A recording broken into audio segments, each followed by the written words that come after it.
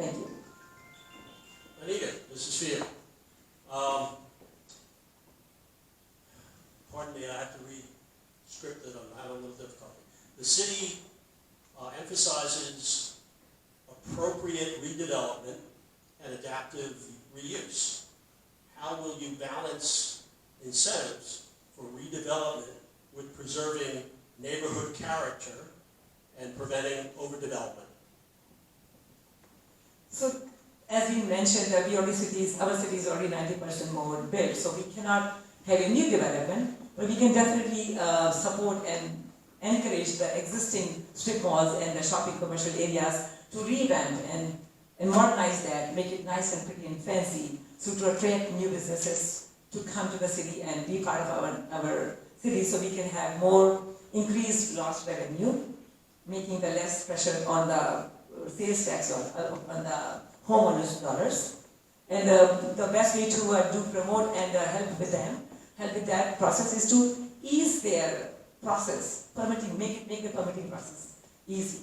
Collaborate with the different county and collaborate with the government, and government can encourage and give them more incentives to do that. And I know the Melody is coming up soon, and they have already contracted with so many big national and international chains. So we have these existing commercial establishments have to compete with them. So that was very important to balance both of them and promote and encourage them and make the process easier so they can revamp and establish themselves, and we have to help with them with the process. Thank you. So, Dilip, you want to repeat? So, the redevelopment, we have a comprehensive plan. We identified the areas and we set the numbers for the areas, like where the density needs to be, where the commercial nodes are. So if something comes for the redevelopment, if it doesn't follow the comprehensive plan, it definitely not going to be approved.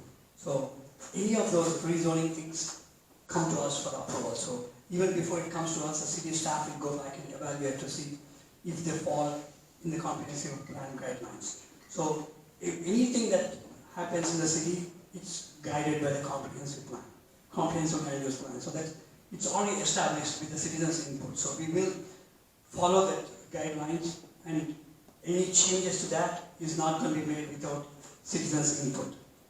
So now that I have the time, let me go back on to the town center area.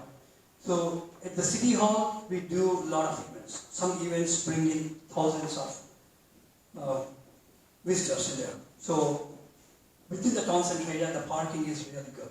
We have about 1,600 parking spaces within the town center area. City hall has the parking. The adjacent properties has the parking. So in the future, like the towns, like boardwalk at town center happens, definitely we looked into that one. So yes, town center area has a huge parking. Most of them are within the block from the city hall. And if we have to extend it, we have 1,600 parking spaces within the town center area. That's not going to be the criteria. Once we have the tunnel connecting boardwalk to the other side of 141, we have a lot more access. So that's not going to be the concern at all.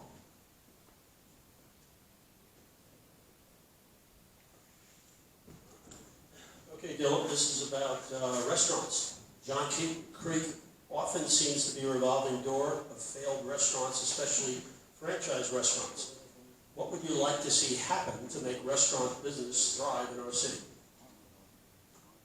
So that's a good question. That's what we are focusing on the supporting the small business.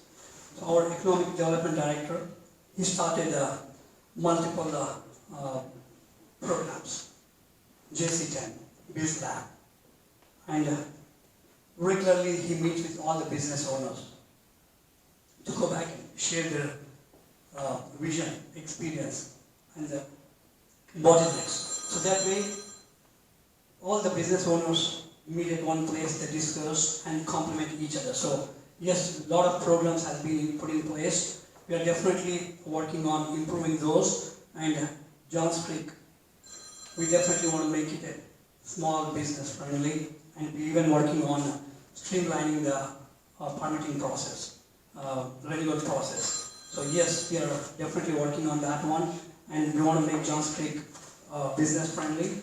And we have a great economic development director who is definitely working with all the small business owners to make sure this problem is addressed. Thank you.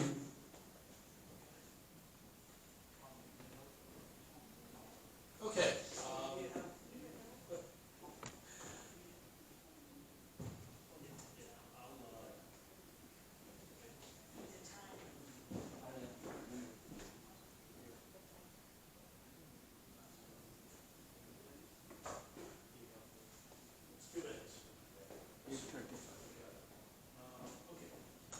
Let me get back to you. I apologize. Restaurants. Johns Creek often seems to be a revolving door of failed restaurants, especially franchise restaurants. What would you like to see happen to make restaurant business thrive in our city? Thank you. Yeah, so with the medley coming up, and they have contracted with so many fancy, glossy national and international chains, they are coming and they will be opening the fancy restaurants. So that means we are risking the existence of the other less glossy existing restaurant businesses. So we need to, so I would, as the city council level, collaborate with the Johns Creek Chamber of Commerce, make sure that we provide enough resources and help to the existing businesses so they can revamp, they can restyle their businesses. Their processes can be easier. Their rezoning or decorating, they can allow them to change the character of the mall so they can become nice and modern and beautiful. So people feel motivated and happy to go in there as opposed to going to the old dated place. So all these helps can be provided to them through the Johns Creek Chamber of Commerce. And as you mentioned, there's a lovely, great director of the economic development person who will be helping and who is helping with these restaurants. And as a city council, I'll ensure that they all get appropriate help and guidance from the city council as well as from the Chamber of Commerce to help them sustain themselves and stay alive and have thriving business. Thank you.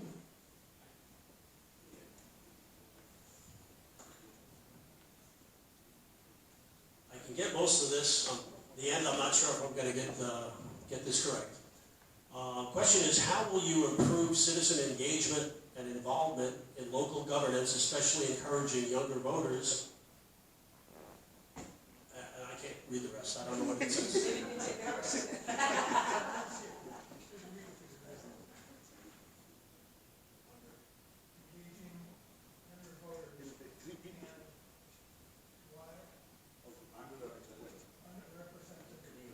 Underrepresented, I guess? I don't know. Communities. I'm not sure. It's very creative writing, I just can't read it. Okay, so now can you... I'll try it. Yeah. How will you improve citizen engagement and involvement in local governance, especially encouraging younger voters and, I guess, underserved or underrepresented or whatever communities? Okay. So the job street is changing, the demography is changing. It is rapidly changing and inviting so many, it's such an inviting city. We are having such diverse neighborhoods, diverse demography. That people are moving from all over the country. I'm a realtor, and as a realtor I get requests from all over the country to move to John Street because that's what we offer. Beautiful schools, great schools and the great infrastructure and beautiful green spaces.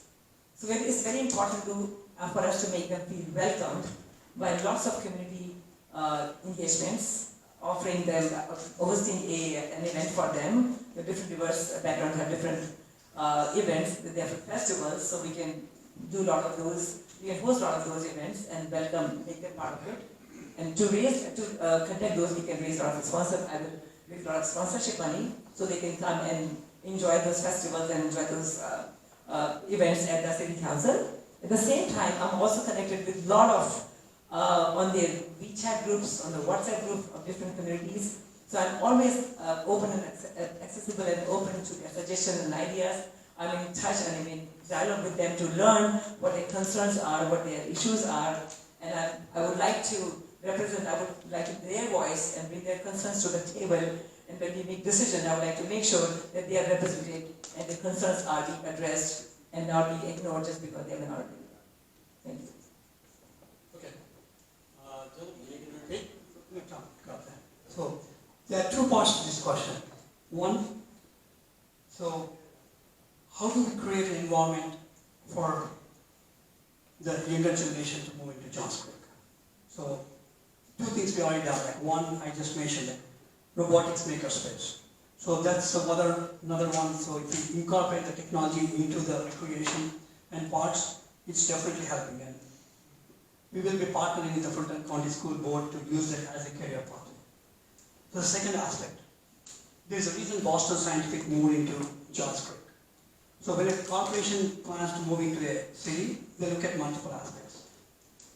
Quality of life, workforce, and connectivity.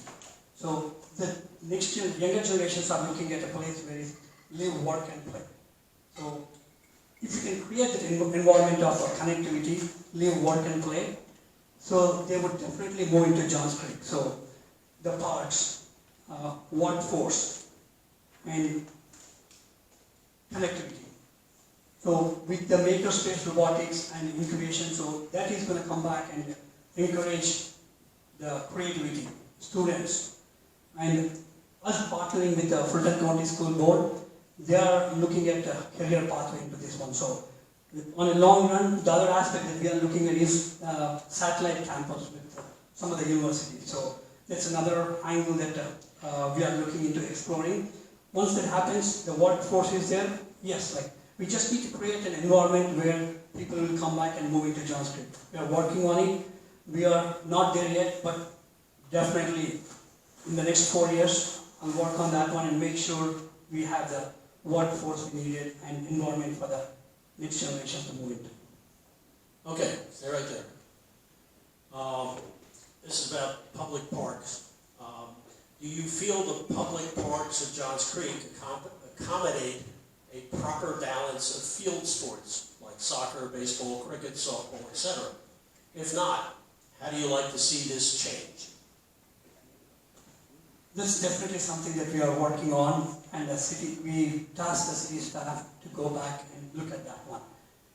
We need to have the right balance. In some areas, we have a demand for one particular sport.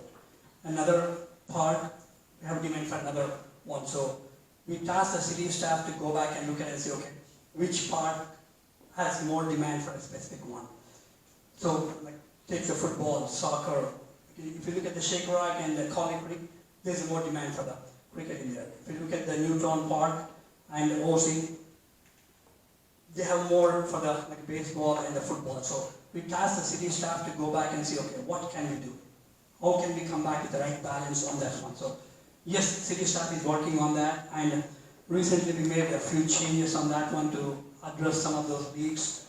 And we definitely, and the bigger thing that we are working on is a partnership with the Fulton County School Boards. I was the one who was driving that, and right now we established a IGA with the Fulton County schools to use one high school, and we were successful. So the IGA is like using their field space after hours. City would maintain their field space, and after hours and the weekends we get to use it. It's successful. This year we're adding more. So this provides more field space for the Johns Creek residents, and we can build on the leagues, and we can support any sports that has a need for that. So once this happens, additional schools are being added, we will go back and talk to those athletic associations to see, okay, how can we work on partnering those things. So yes, definitely we are heading in the direction, and city staff is already working on it. As elected officials, we already started those partnerships, and we are successful, and we are expanding on that. Anita, do you feel the public parks of Johns Creek accommodate a proper balance of field sports like soccer, baseball, cricket, softball, etc.? If not, how would you like to see this changed?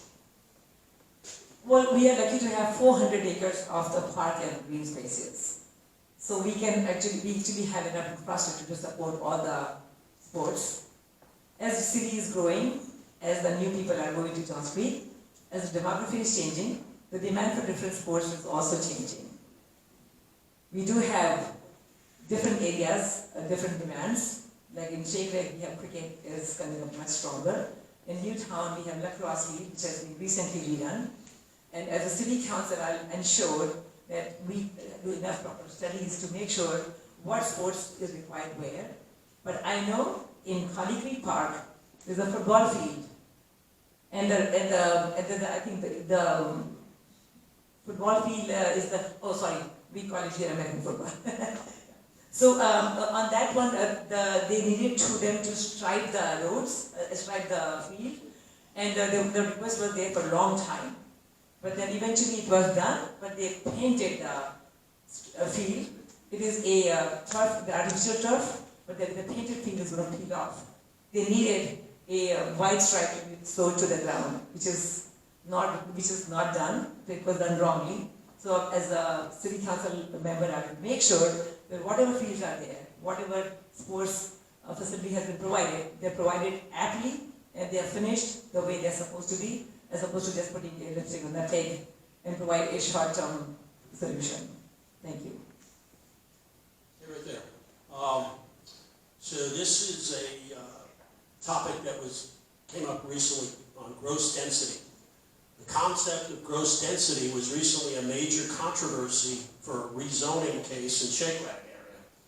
Would you support amending the city zoning ordinances to refine density calculations in the situations where gross density appears to misrepresent actual housing density? And if so, how would you amend the ordinances? Well, as per the 2018 Comprehensive Land Plan ordinance, the Shake Lake was planned as 1 acre land per house, minimum requirement. And many people have bought the homes. Many people have invested a lot of money based on that comprehensive plan. So the new Toll Brothers MB farm that has been approved by the city council, including my opponent, violating the comprehensive plan which was passed in 2018, the neighboring cities, neighboring neighborhoods, they have the houses 3 to 5 acres per house. And it is into this as MB form. And now they're going to have half an acre land per house, causing dense population. It is right next to the river trail medical school. So it's going to cause a lot of safety issues also. The river trail school is at the end of the cul-de-sac. So there will be a problem if the ambulance needs to approach, if the big fire truck has to come. There will be a traffic jam there. It will be a problem for them to access the area. So that is why it's unfair that people who are already living in that area with a certain norm that was given to them, they already have spent millions of dollars acquiring that land and building those homes. And now if they were to change the ordinance, it is not fair for them.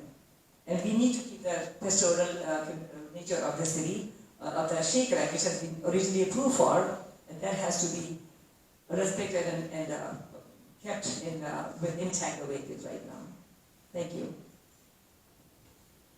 Like to repeat that? No, got that.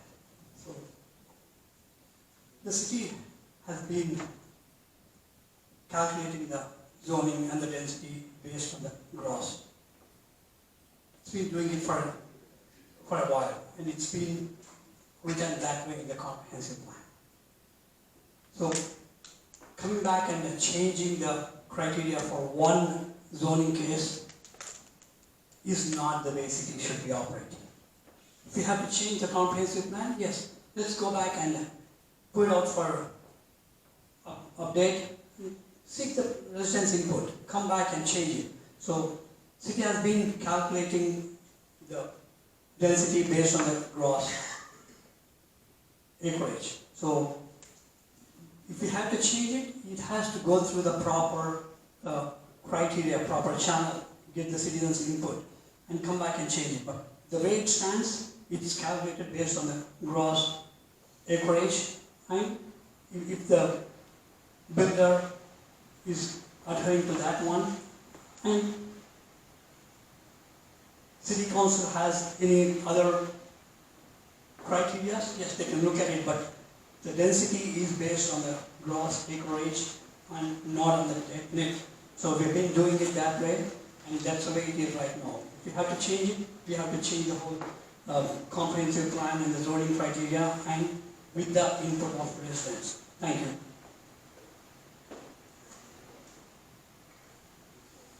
Dilip, which mayoral candidate do you feel that you would work better with? I've been working with the current mayor, John Bradbury, for the last 4 years, and we have delivered. I haven't worked with his opponent who is running for the mayor.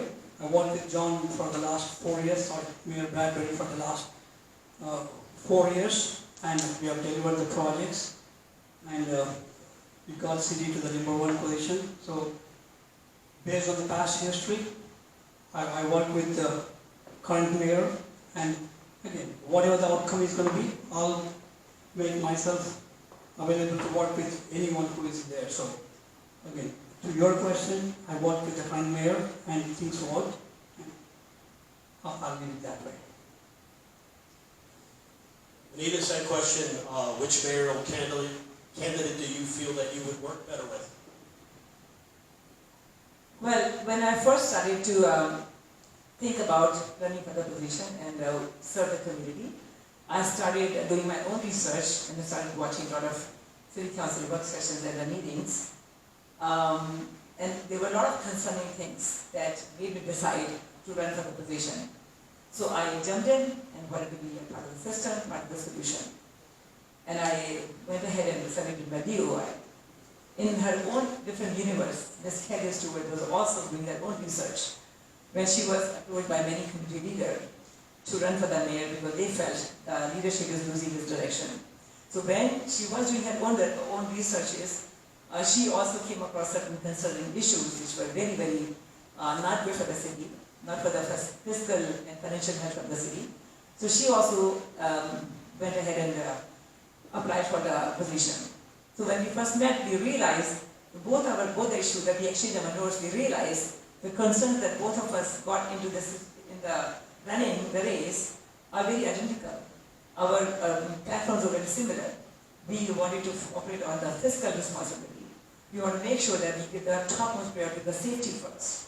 We want to make sure that we first finish all the unfinished capital projects before we start taking new debts and before we start spending money and start putting more additional burden on taxpayers. So I feel I will work great with her. However, I have not worked with Mr. Bradbury, so I do not know how this is going to be working with him. From whatever I see, I do not see him as a fiscally responsible mayor. And that is why I am differing on a few of those principal elements. However, if whatever the outcome of the race, we don't know. If I end up working with Mr. Bradbury, I would be happy to be part of it. I would like to discuss with him, collaborate with him, and come to the solution with the proper debate and analysis. Thank you. Okay, here's what we're going to do. Stay right there. We have exactly 10 minutes. So I'm going to give each of you, you're going to go first, 5 minutes to wrap it up. Why you? Okay? And please, everybody, I will ask for it later, but no applause. Just let them get it out. And I thank you for your patience and your cooperation. Well, thank you again very much for hosting us tonight. Now, you all have learned a lot from where I and my opponent stand on different, and our views on different issues and topics for our city and for the future. In 2006, our city got off to a great start when it got incepted. We had a very fiscally responsible government who made the sound, strategic decisions that brought the city where it is today. We are #1 city because for a reason, obviously. The city is not built in a day. All these decisions takes 8 and 10 years to get executed. So today we are #1 is not just because what happened in the last 3 years or 4 years. All those projects got proposed in 8-10 years ago. So that is a lot of credit goes to the previous council and the previous mayor also. We had won a lot of accolades and awards because of that. Now currently I feel that our city has lost some direction. So that is why I'm there. I would like to come in the position and be part of the city council so I can provide the solution. Now, it's very, very important for us to keep the the citizen-friendly, the citizen-first approach. And it's very important, like I said, I repeat again, be fiscally responsible, provide fully for the public safety, make sure that work diligently to utilize all these cross dollar and complete all the transportation projects, make sure to fund all the incomplete capital projects that they are fully done and fully completed. And I will also work in different areas. I will focus on smart balanced growth, the growth that does not change the character of the city. I also would like to make sure that we preserve the green space. Green space is what makes our city so beautiful and attractive.